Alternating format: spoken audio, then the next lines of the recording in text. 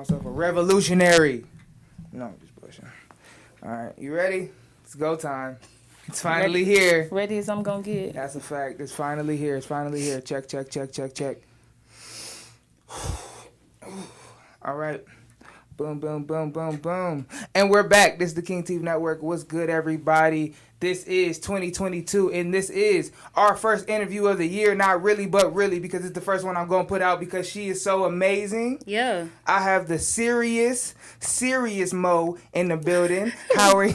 Why 2 times? Because you 2 times. You serious. Serious. You Okay. serious out here. Because hey. How are you? I'm great. That's I'm happy great. to be here finally, right? Facts. Promoter. And I said it on my events. No, everything. Manager, hustler, brand owner, revolutionized the game. You know, back in the day, but then now she's doing something crazier. Okay. Come on now, like I'm Atlanta. Here. Atlanta. Come on now. Everything. She do what she do. But she has been to me, and I'll get a little personal here at the King TV Network. To me, she has been somebody I could go to for advice, somebody I could go to in a short time. Because we really just met about like 6 months ago. Yeah. But in this short time, opportunity. I like that. I'm glad to hear that. Come on now. Just the realness. Because she was like, I hit her with the, what time works for you? And she hit me back, 6. And I was like, can we do 8? She was like, you should have just said 8. Yeah, like, don't play with me. Like, what type of games we playing? Yeah. And I respected that so much. You don't give me an option and take it away from me. Take it away.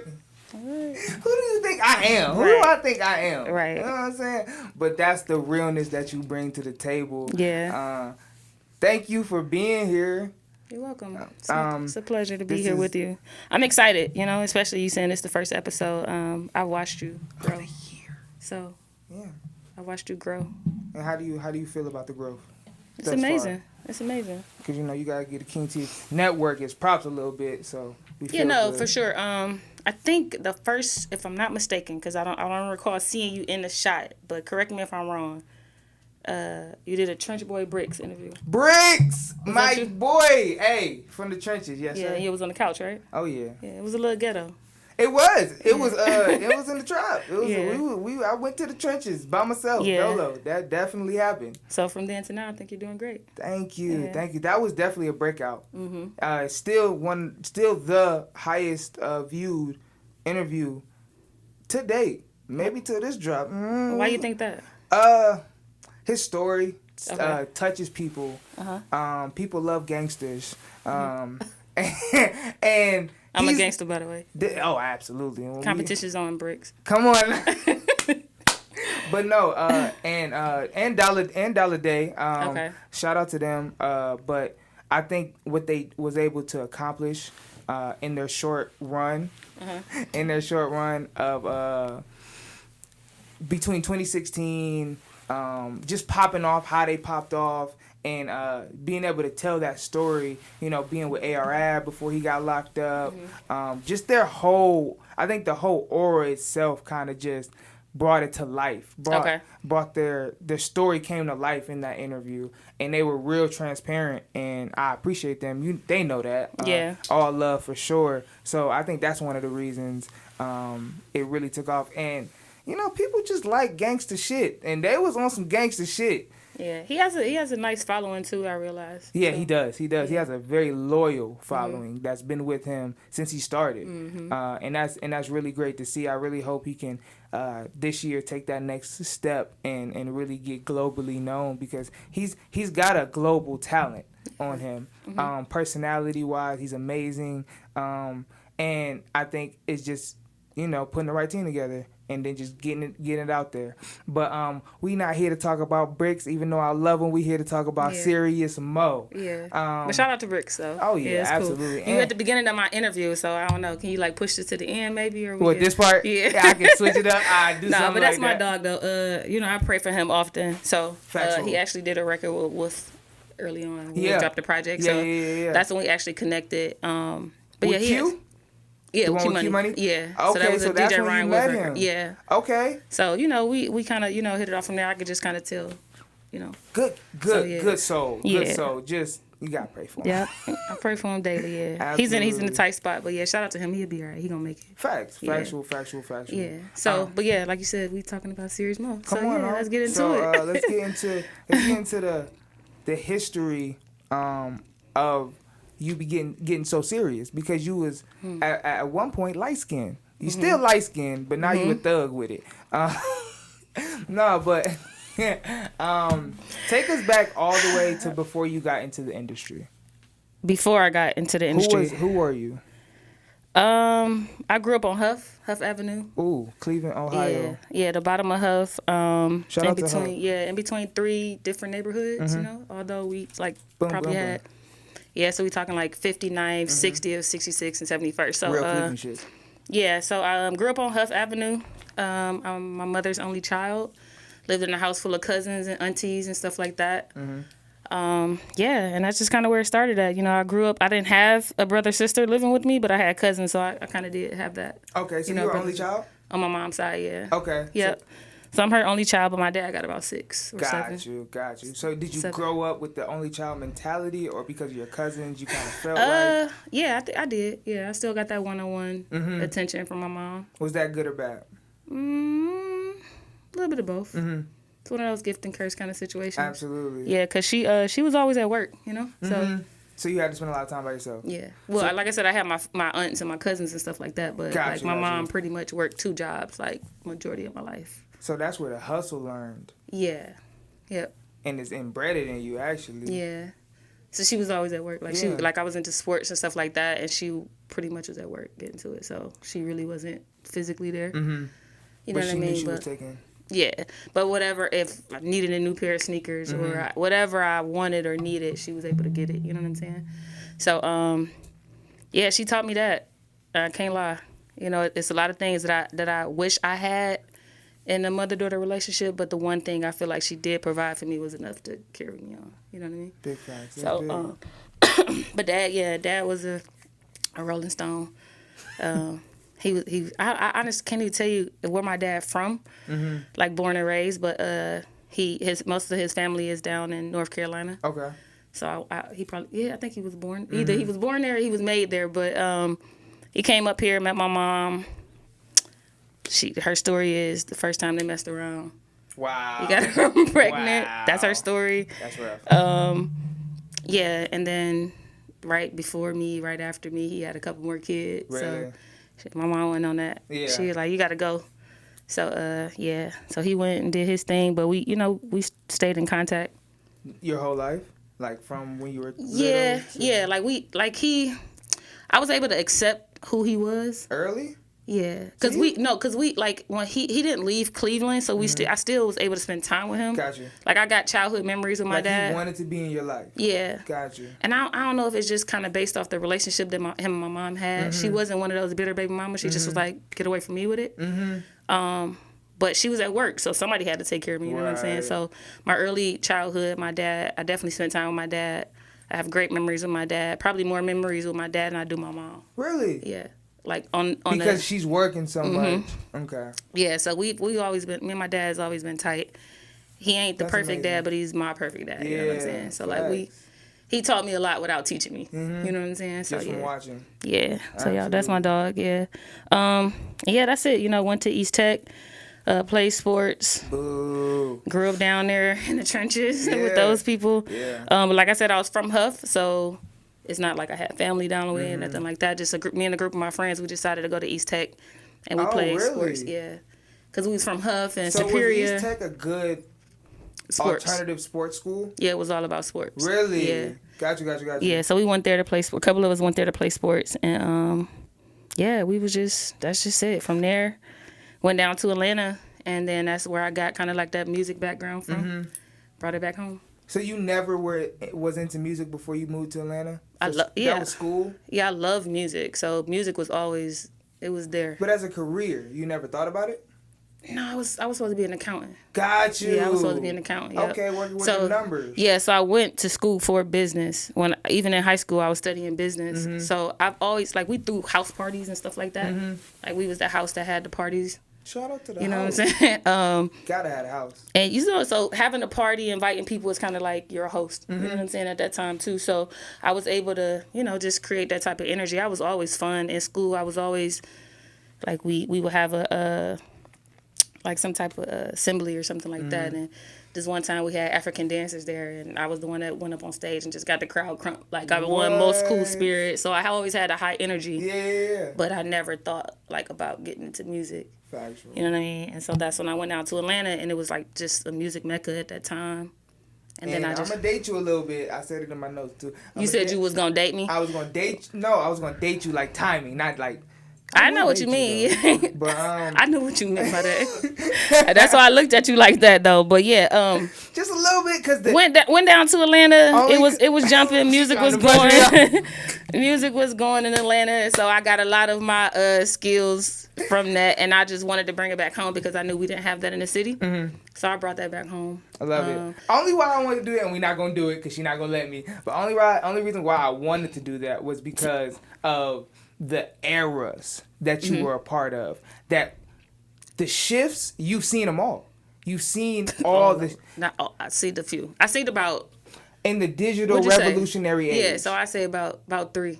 I would say the important ones to me. MySpace. And I started MySpace. When you say that. That's our pinnacle. That's our pinnacle. That was the first thing I got on. Yeah, MySpace. Yeah, so we started with MySpace. So from being there to now, and kind of being able to see the revolution and then still being relevant, that's why I think it's so important. Yeah. But we ain't gonna talk about it too but much. I mean, I started out hosting, and in Atlanta? In Cleveland. I brought it back home. So did you ever get to host in Atlanta before you left? I did one gig in Atlanta. How was that? It was fun, but I was kind of like a nobody. Right. You know what I'm saying? So it was just so then about when you the brought energy. it back home, you was kind of... Yeah, but that's what I'm saying. So, I was already known. Mm-hmm. So it wasn't hard to come back with something. People knew my name and they knew who I was because of the house parties, because of my energy at school. Mm-hmm. Even at basketball games, I'm the one that's getting the crowd hype and stuff like that. So it was oh, you was that? Yeah. So my name, I was well known without even doing none of this. Mm-hmm. You know what I'm saying? So when I brought it back home, it was just oh yeah, of course we're gonna work with you. Everybody wanted to be a part of it. You know what I'm saying? Because they knew I was active. You know what I'm saying? So from what? How did they know you were well, they knew you was active as a person. Yeah. But how were they introduced to the new Mo in the entertainment world? Cause I started out with an all-female street team. Okay. That was when street teams was it too. Yeah. So I'm outside with 10, 20 girls. You know what I mean? Everybody put flyers. Time. Yeah, so that alone set me apart from everybody else. Absolutely. You know what I'm saying? So absolutely. They would see us obviously because I had foreign girls. I had Did you? Every flavor you can think first of. Off, and I'm gonna say this clearly: she's always had them, and she got them still. Yeah. Beautiful women stay around you. Yeah. Yeah. How did you get that? That's like a finesse in itself almost. I think it was so easy, honestly, because I've always had fly dudes around me too. Got you. So they go hand in hand. Yeah, so it's the girls who want to be around me because they knew, majority of my best friends at that time was all guys. So I think that might be why. Okay. But like I said, I think everybody just kind of wanted to be a part of the movement. So you was the movement right now. Yeah. Me and some other people too, but it was good competition out there at that time. But you was one of them. For sure. So how do you feel the scene was back then in Cleveland when you brought that street team? It was high. When we was lit. We was having a great time. It was a lot of money too. It was a lot of money. Every club was popping. Yeah, it was a little different back then. Every day of the week. From Uptown to the Heights, we was having a good time. And this is and I'm not gonna act like this is just 1960. This is 2000s, right? 2000s, early 2000s, 2010, and kind of that. Yeah. You know what I'm saying? That was a booming time for Cleveland as an entertainment world. Yeah, I want to say 06, 07. Yeah, that was a big year. Yeah. Okay, so that's when you kind of introduced the street team, the all-female street team. to this day, people are trying to recreate what you started. Yeah, they did then too, but they not doing what we was doing then. Like with that, they tried it. Shout out to Street Smarts.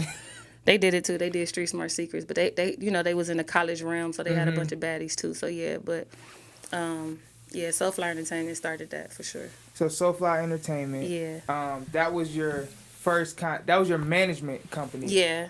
Talk about it. How did it kind of create? What happened? So like I said, I was hosting. I was hosting parties at the time, like getting paid to come in and just rock out. And then I had the girls, and so I just decided one day to just take them down to Atlanta. I had an artist because I had a record label as well, so I was investing in music artists and producers and stuff like that. And then and the record label was called. It was all under Soulfly Entertainment. All of it. Yeah. Gotcha. So we just took a road trip down to Atlanta, and when we went down to Atlanta was big on music videos and stuff like that. So I had a model at the time, Gabriella, shout out to her, and they had an audition at a showcase. We took the rapper to go to the showcase, and at the showcase they was doing a model call. Wow. And so she ended up getting picked. Yeah. Yeah. So we had a great weekend that weekend. She ended up getting picked, and then we was able to go back down there. So we did she did a Bobby Valentino video, a Trey Songz video. She wasn't the girl with the big booty, was she? No, she wasn't. Oh, okay. She just had the pretty face. She just had a pretty face. Yeah. She if you look at Excuse me. No, what was it? Was it Beep Beep Beep? I think it was. Beep Beep Beep. She was his lead girl in that. So was yeah. she? Yeah. So so she didn't have a body, but she had the face. So she got the lead role on that. And it just pretty much took off from there. I mean, that was work, and it was proven. You know what I'm saying? So everybody just kind of wanted to be down, and that's just what it was. And then met Quincy Taylor, Big Heff right now. Big Heff. He was doing parties. You met him in that time where he was moving and hustling and grooving. Where was he at in his career? He was doing promotions at the time. So a lot of the artists was coming to the city, and he would do like the radio promo runs and stuff like that. Yep. And so how did y'all meet? I want to work. Let's do a show together. That's what you just reached out to him? Yeah. And this is before Instagram, this is before Twitter and all of that. So you really in the streets running and gunning and really meeting people and building these relationships. Yeah. And he took the bite. We did it. And then it's just kind of been history with us from there. So y'all been working ever since? Like big. So like he would get contracts and stuff, and he would assign my girls to the work, and you know what I'm saying, stuff like that. So. I love it, trickling down. Yeah. I love it. So we've been locked in ever since then. Ended up building a friendship as well on top of that. So. And how has that relationship grown? Like, what have you learned from him? What has he learned from you? Relationships, of course. He's put me in a lot of rooms for me to work. So you can put. Like, he could take two people and put them in the same room, but it's up to the individual to kind of work it. And so that's kind of like where he put me at. And I just took advantage of every opportunity he ever provided. Big fact. Yeah. And I think that alone gave him the respect for me that I deserve. Because, like, one thing for sure, she going to make it happen. Right. You know what I mean? And I don't got to tell her what to do. She going to do what she needs to do to make it happen. Okay. And so here we are now with the record label. Right. That he started. And I'm the project manager for the record label. Oh. And this is a newer title, right? Because you were just doing client-based work on promo, right? On different shows and stuff like that. Yeah, at that time, yeah. So my most recent thing was I created a new management firm. So this new management firm, I work with businesses as well. So shout out the business. What is it called? KD Professionals. There we go. Yeah. So from there, obviously, we've had relationships along the way because his businesses have switched as well. So, he went from promotions to having a media company to having a PR company and now the record label. So got you. So you've grown with him every step. Yeah. A few skips, like some of the stuff that I really wasn't directly involved in. But for the most part, yeah, anything he's pretty much done, I've been somewhat involved in. That's amazing. And vice versa. If I got some stuff going on, he's usually involved in that too. So that's a big. Yeah, because the one thing that he does, one thing I commend him on, you don't work for him. You work with him. You know what I mean? So you can do what you want to do. Just make sure you live up to your obligations over here to make it make sense. Like, don't just take from me. Right. You know what I mean? If I need you to provide for me too. So we just always had that. Yeah. But that freedom as well. Yeah. Cause you a hustler. Yeah, I gotta. You keep moving. I'm a boss, you know. I'm like, sometimes I don't really like being locked down, but facts. Yeah, that's why I created the business. I created because it allowed me not to have to only work with one type of company. Mm-hmm. So I'm able to work with two of the same type of company, 2 car lots, 2 hair salons. Yeah, where it wouldn't be no, you know.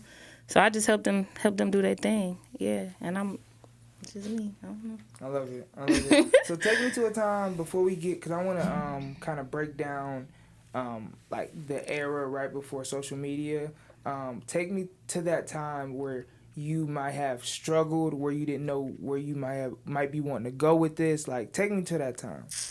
Was there a time, or was you just always lit? It wasn't before social media. It was during social media for sure. Really? Yeah.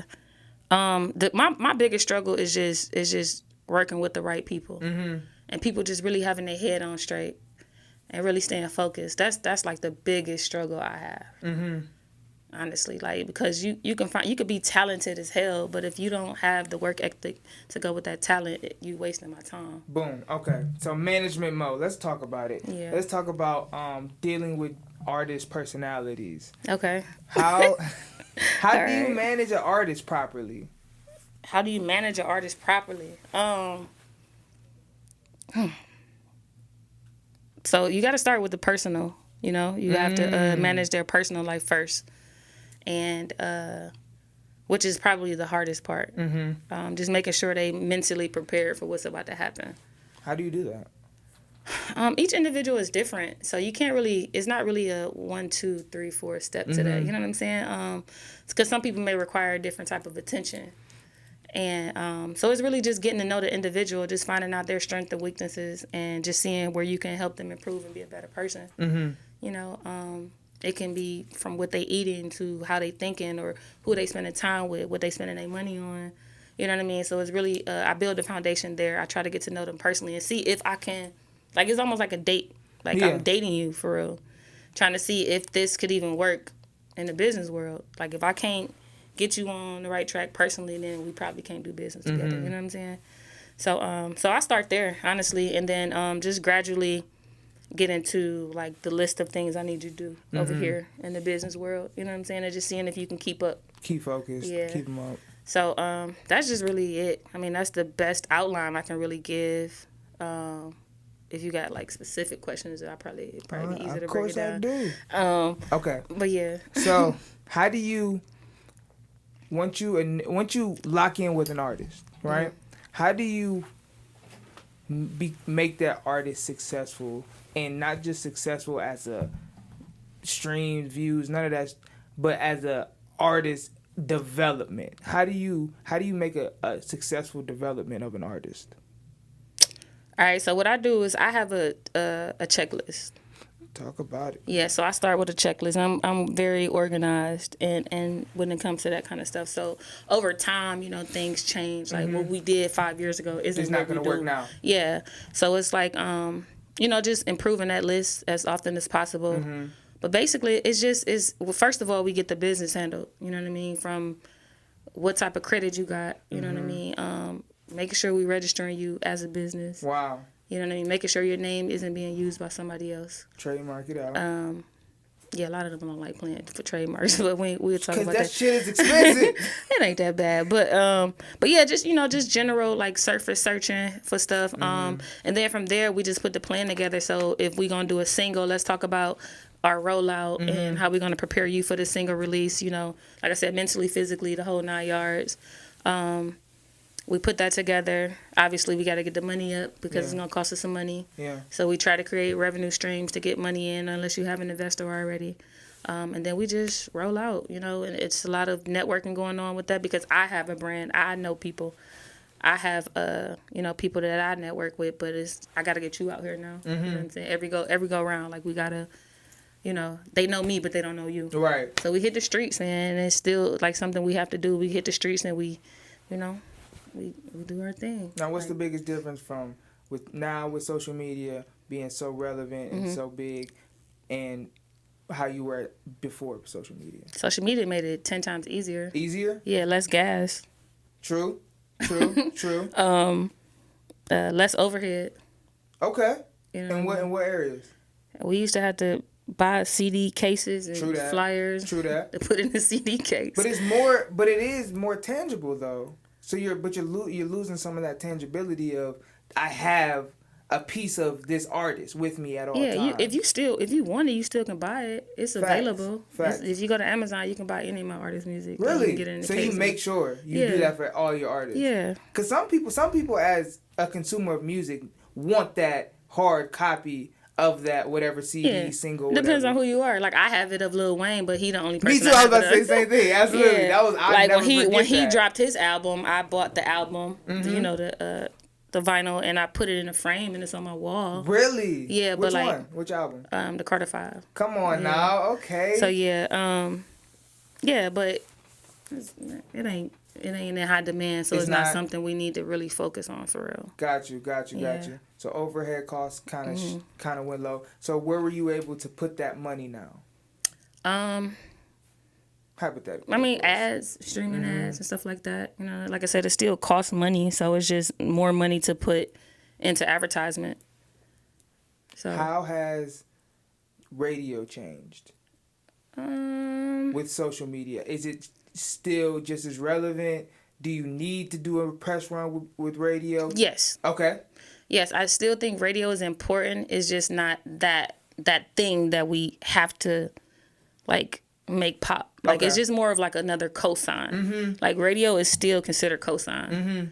And depending on which radio, it matters. You know what I'm saying? Like if we doing a run through New York, we get the Angie Martinez show, like hell yeah, we need to go there. You know what I'm saying? But like if it's but all press is good press to me. You know what I'm saying? Like, press is just press. As long as you're on platforms that can benefit you. Like, you know, if we come on here, let's say you don't have as many followers as Angie, but you have followers that Angie don't have. You know what I mean? So I need yours, I need Angie's, I need everybody's. So, absolutely. You know, I still think it's an important piece. It's just not that number one important piece. Now, that's my second question.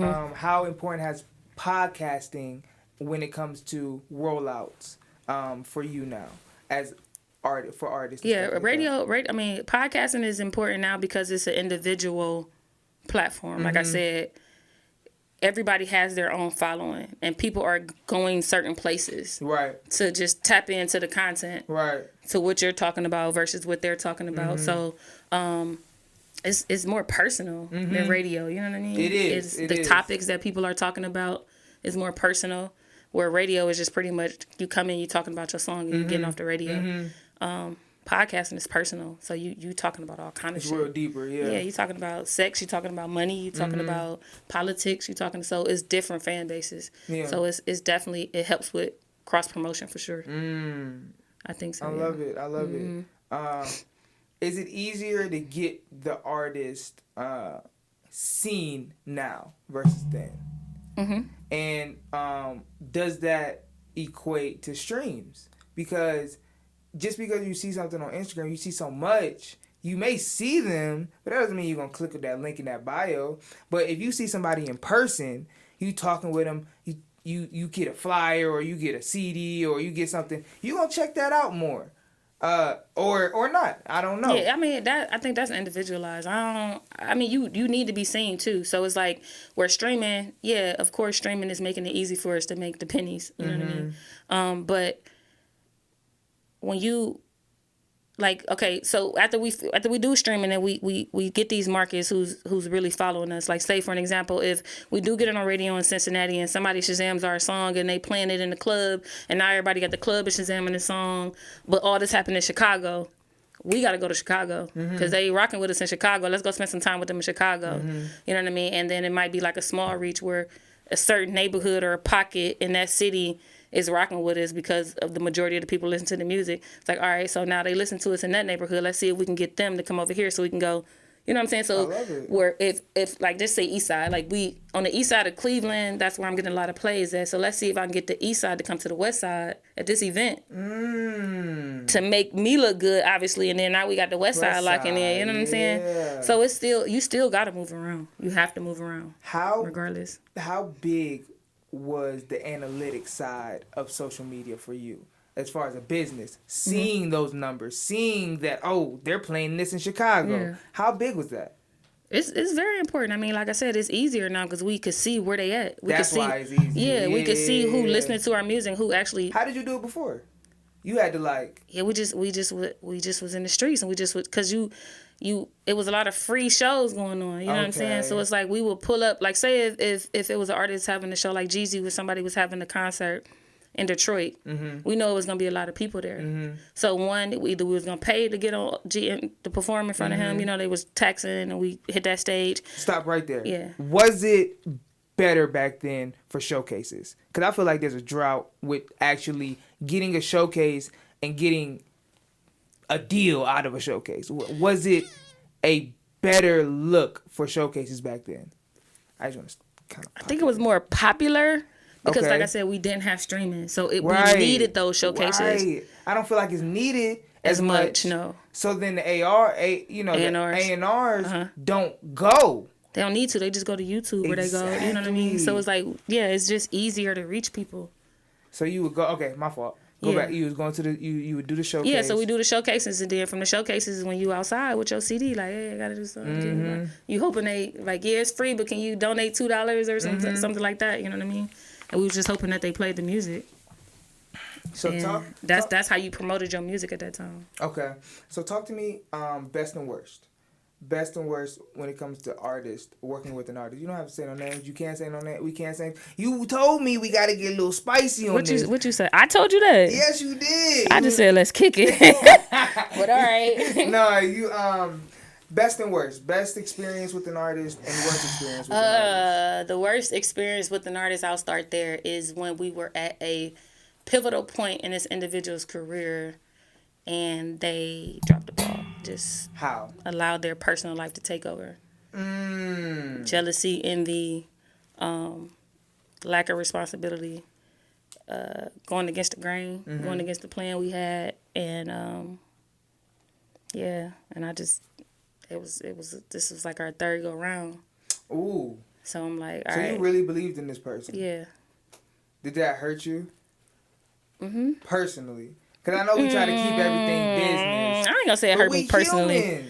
It didn't hurt me personally. I ain't gonna lie. I'm not gonna say I don't have feelings. Right. But I'm Never good. It didn't hurt me personally. I mean, of course, my time wasted is like a form of disrespect. Facts, You know what I'm saying? facts, So I facts, felt like I was disrespected. And it's like, you said you trust me, but if you trust me, you wouldn't be doing that. You should be following my lead.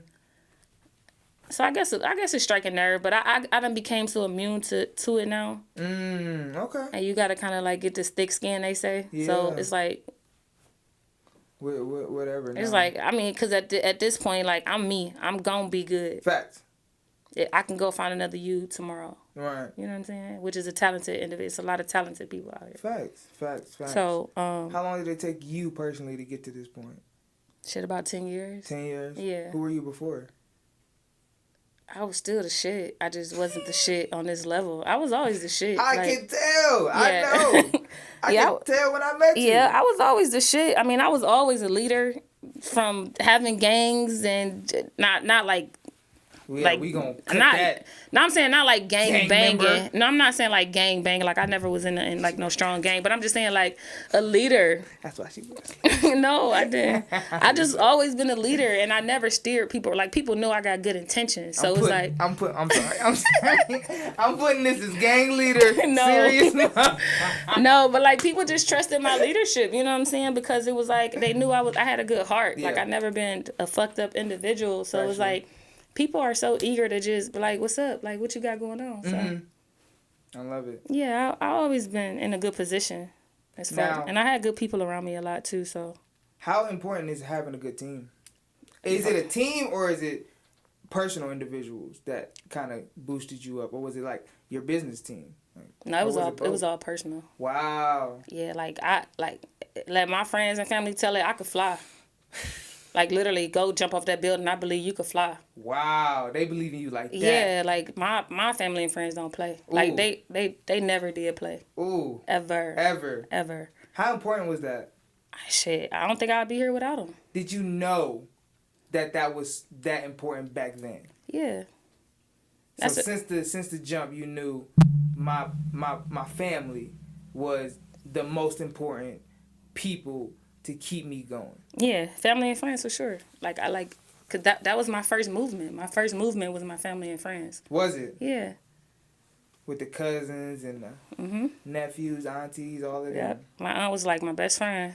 May she rest in peace. Yeah, like she ain't like I'm telling you, like, and the thing about them telling me to fly, that I could fly, and the reason why I never feared what they tell me or just kind of like, nah, because it's like how I always saw life is like, they told me I could fly, right? They was like, go jump off that building. And then I would get to the top of the building, preparing myself to jump, and I would just see them down there. Mm-hmm. So even if I was about to fall, they gonna catch me. Mm-hmm. They ain't gotta pick me up. They catching me. I'm not gonna hit the ground. Yeah. No matter what. Like, so I always had that type of support too. So my life has been cool. It ain't been perfect. Like, of course, I had ups and downs. I took losses, a lot of losses.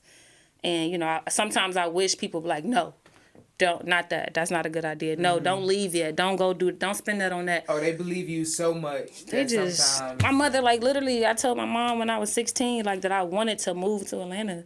She didn't try to stop me. She didn't get no hesitation. Yeah, like, I moved to Atlanta so many times broke.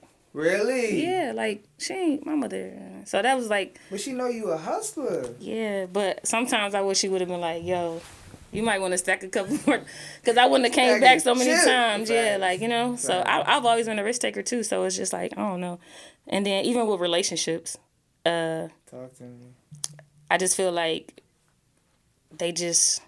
Like the guys I dated just always was like, I don't want to stop you. I don't want to stop you from living out your dreams and stuff like that. Yeah. So I was like, if you would have stopped me from going, I probably would be gone in a great relationship with you right now. Fact. But people just let me do me. I don't know what it is about it. So you wanted him to stop you. I mean, I'm talking like now, looking back. You thought about... Like what? Would you have let them though? I don't know. True. I don't know. True. I don't know. That's a hard question. I don't know. My life may have been different had you not let me fucking leave. Ooh, she talking to somebody there. She talking to somebody right there. But yeah, no, because everybody just was like, no, I don't want to stop you. Just go do your dreams, live out your dreams. Okay. What them numbers mean? How has your personal life been affected by the serial entrepreneur? How much time we got? He keep putting it up. I don't know. You gonna ask that question at the end? No, I keep it short. It affected it a lot, honestly. A lot. Do you regret it? Not all of it. I don't regret all of it. Some of it, yeah. Some of the things I could have done different, but that's life. It's like we'll see what happens this next go around. But like, I'm like just being in the studio. Like I tell people all the time. People argue with me about this, especially men. About men being understanding to my profession. Mm-hmm. Like, they meet me knowing I'm in the industry, and they still, talk to me and stuff like that. And they should understand me being in the studio all the time or being on the road with men and stuff like that. And I'm a little sympathetic to that because I'm like, if it was me, even though I know you a promoter of a club and we hooked up and we had a good time, I don't know how much of that I could take on a every weekend basis. And you at the strip club, and so temptation is always there. So I just a little leeway with that. So I just feel I probably need to work on that a little bit. So it's like if somebody wants to go out on a date or want to spend time with me or something like that, I'm able to say, okay, drop the studio and actually go on this date to make this person happy, if that's what they're into, if that's what their love language is, and I can't keep turning them down because I'm at the studio and stuff like that. So yeah, but that and then family too. I miss a lot of family events and stuff like that with this music stuff sometimes too. And did it affect relationships? Yes and no. I feel like I said, my family is my ride or die, so they gonna understand. Right. Yeah, but like I got a cousin who has a prom and a graduation coming up, and I had award shows and stuff like that. But I'm not gonna miss that. Right. You know what I mean? So I'm learning from my mistakes. Absolutely. Yeah. That's all we can do. Yeah. So last thing we do here at the King TV Network is get it off your chest. So I don't even know if we have this camera going anymore. It's not going anymore. Yes. That's okay. We got one right here. Oh, it died. It ran out of space. Yeah, probably. But Get it off your chest. I'm cool over there. You go right here. All right, get it off my chest. Uh-huh. I want everybody to stop fucking around. I need y'all to be dedicated. I need y'all to be focused. I need y'all to figure out exactly what y'all want and stop playing with your life. And I almost shed a tear. I ain't gonna lie, that was some real shit. People piss me off, man. Believe in yourself. Like people make excuses all the time, and I'm tired of that. Like you are in charge of your own life. Facts. You is you. I don't care how you was brought up. I don't care none of that. Like you have the ability to change your life. If you need help, there's resources out here for you to get help mentally, physically, the whole 9 yards. So no more excuses. Like I don't. No more excuses 2020, and that's facts. Nope. No more excuses. And on that note, we're going to leave it at that. Thank you, Serious Mo, so You're welcome. much. Thank you. This has been amazing. This is the start of the 2020 campaign, 2022 campaign. We are really out here now because we have a serious problem on our hands right now. Okay? Sure. Thank you so much. You're welcome. Thank you so much, and congratulations on everything. I'm excited for you. This is the King TV Network. Thank you, Royal Family. We out here.